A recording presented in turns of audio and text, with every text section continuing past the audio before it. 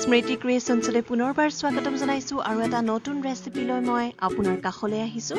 আজি মই আপোনালোকৰ বাবে লৈ আহিছোঁ আহোম বগৰীৰ ৰূপত ভাপত দিয়া পিঠা। হয়, ঠিকে শুনিছে, এয়া আহোম বগৰী কিন্তু ভাপত দিয়া পিঠা। আৰু ইয়াত আছে এটা ষ্টাফিঙো, এটা নতুনত্ব দিবলৈ চেষ্টা কৰিছোঁ। তেনেহ'লে আহক আৰম্ভ কৰোঁ প্ৰথমে ষ্টাফিঙেৰে।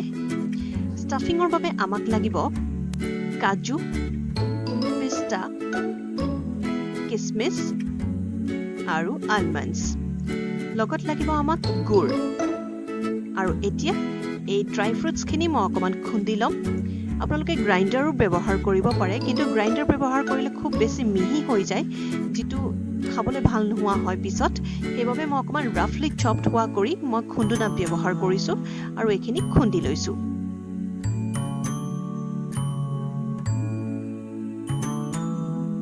এয়া চাওক, এনেদৰে অকণমান ড্ৰাই ফ্ৰুটছৰ টুকুৰা থকাকৈ খুন্দি ল'ব, তেতিয়া খাবলৈ বেছি সোৱাদ হয়। ৰাফলি চপড কৰি ল'ব এনেদৰে। আৰু এতিয়া এই ড্ৰাই ফ্ৰুটছখিনিৰ সৈতে মই গুড়খিনি মিক্স কৰি ল'ম। যি ধৰণে তিলৰ পিঠা বনোৱা হয়, তিল আৰু গুড় মিক্স কৰি লোৱা হয়, ঠিক তেনেদৰেই মই ইয়াত ড্ৰাই ফ্ৰুটছ আৰু গুড় মিক্স কৰি লৈছোঁ। পিঠাত এটা নতুনত্ব দিবলৈ চেষ্টা কৰিছোঁ, আপোনালোকেও ট্ৰাই কৰি চাব পাৰে। যদি ভাল পায় তেনেহ'লে মোক কমেণ্ট কৰি জনাবলৈ নাপাহৰিব। আৰু এয়া পিঠাৰ বাবে ৰেডি হৈ গ'ল ষ্টাফিংছ। এতিয়া আমাক লাগিব পিঠাগুড়ি, এয়া ভজা পিঠাগুড়ি। আমাক লাগিব নিমখ আৰু গৰম পানী, আৰু লাগিব এডিবল ফুড কালাৰ। মই 3টা কালাৰ লৈ লৈছোঁ।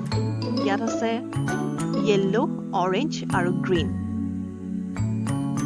যিকোনো মাৰ্কেটত এভেইলেবল। মই ডেছক্ৰিপশ্যন বক্সত আপোনালোকক লিংকটো দি দিছোঁ, মই ক'ৰ পৰা ক্ৰয় কৰিছিলোঁ এই ৰং। আৰু এতিয়া আমি ডৌটোৰ বাবে লৈ ল'ম পিঠাগুড়ি 1 কাপ। তাৰ পাছত মই ইয়াত দি দিছোঁ আন্দাজ মতে নিমখ।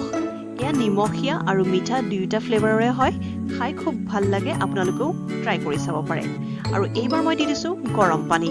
ইয়াত গৰম পানীয়ে ব্যৱহাৰ কৰিব লাগিব, আপোনালোকে ঠাণ্ডা পানীৰে মঠিব নালাগে, গৰম পানীৰেই মঠিব লাগিব। প্ৰথমে চামুচেৰে অকণমান পানীখিনি ঠাণ্ডা হোৱালৈকে মই এনেদৰে লৰাই লৈছিলোঁ, আৰু তাৰ পাছত এতিয়া হাতেৰে ভালদৰে মঠি ল'ম।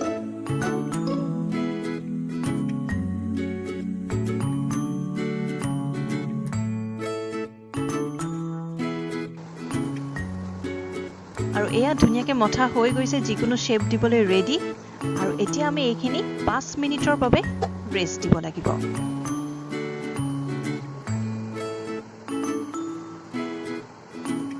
পাঁচ মিনিটৰ পাছত পুনৰ এইখিনি অকণমান মঠি ল'ব লাগিব। আৰু এয়া চাওক, মই হাতেৰে এনেদৰে শ্বেপ দিবলৈ চেষ্টা কৰিছোঁ, খুব ধুনীয়াকৈ সেই শ্বেপটো লৈ লৈছে।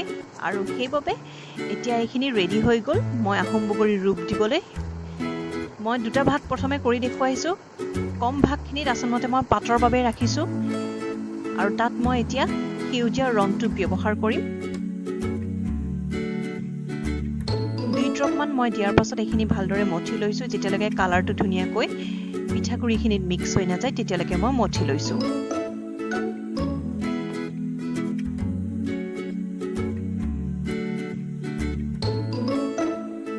আৰু এতিয়া বাকী থকা পিঠাগুড়িখিনিত মই অৰেঞ্জ কালাৰ আৰু য়েল্লো কালাৰ দি ভালদৰে মঠি লৈছোঁ।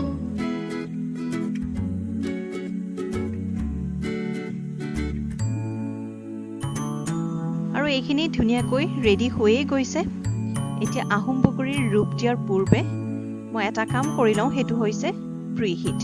অভেন যেনেকৈ প্ৰিহিট কৰা হয়, মাইক্ৰ'ৱেভ যেনেকৈ প্ৰিহিট কৰা হয়, ঠিক তেনেদৰে মই ভাপত দিয়া পিঠা বনোৱাৰ আগতেও এই চালনীখন গৰম কৰি লওঁ। পানীখিনি গৰম হয় মানে বলক আমি বনাই লওঁ আহোম বগৰীৰ ৰূপত এই পিঠাখিনি। প্ৰথমে হালধীয়া ৰঙৰ অকণমান পিঠাগুড়ি আৰু তাৰ পাছত কমলা ৰঙৰ পিঠাগুড়িখিনি লৈ ধুনীয়াকৈ মই গোল কৰি লৈছোঁ। এতিয়া গোল হোৱাৰ পাছত মই মাজত এনেদৰে বুঢ়া আঙুলিৰে হেঁচি এই ষ্টাফিংখিনি দি দিম।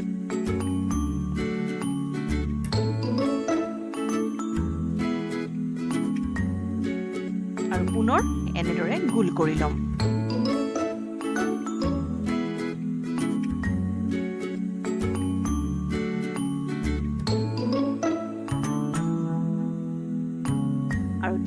এনে ধৰণে বাকি থকা পিঠাগুড়িখিনিও মই গোল কৰি লৈছো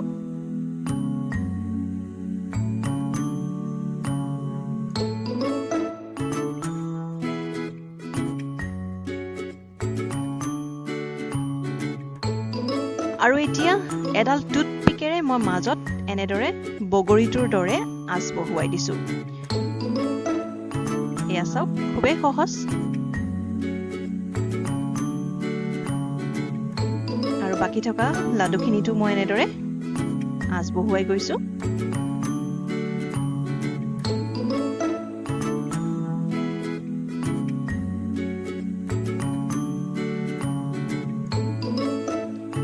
আপোনালোকে আহোম বগৰীৰ ৰূপ নিদি বেলেগ ধৰণৰ ৰূপেৰো আপোনালোকে এই ভাপত দিয়া পিঠা বনাব পাৰে আৰু এতিয়া মই এখিলা পাত বনাই দেখুৱাইছো খুবেই সহজ সেউজীয়া ৰঙৰ পিঠাগুড়িখিনি লৈ হাতৰ তলুৱাত আপুনি বুঢ়া আঙুলিৰে এনেদৰে হেঁচি দিয়ক হৈ গ'ল আহোম বগৰীৰ পাতখিলা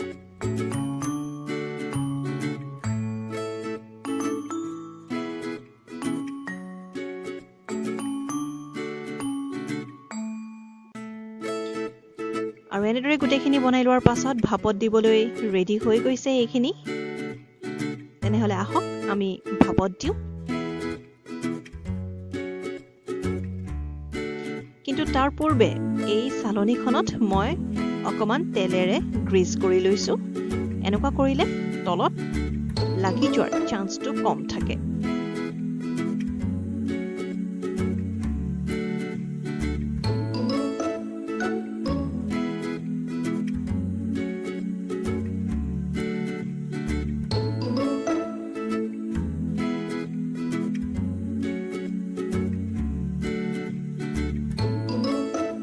আৰু এতিয়া আমি 10 মিনিটৰ বাবে এইখিনি ঢাকি দিম আৰু মাজে মাজে চেক কৰি থাকিম সিজিছে নে নাই যেতিয়া ৰংটো সলনি হোৱা যেন আপোনালোকে দেখিব আৰু টুথপিকেৰে এবাৰ খুচি চাব যদি ধুনীয়াকৈ টুথপিকডাল সাফাকৈ ওলাই আহিছে তেনেহলে এই পিঠাখিনি ৰেডি হৈ গৈছে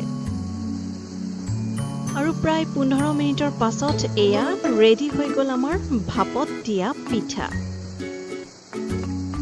আহোম বগৰীৰ ৰূপত ভাপত দিয়া পিঠা কেনেকুৱা পালে মোক জনাবলৈ নাপাহৰিব আৰু মোৰ যদি এই ভিডিঅ'টো আপোনালোকে ভাল পাইছে তেনেহলে লাইক শেয়াৰ আৰু সাবস্ক্ৰাইব কৰিবলৈ নাপাহৰিব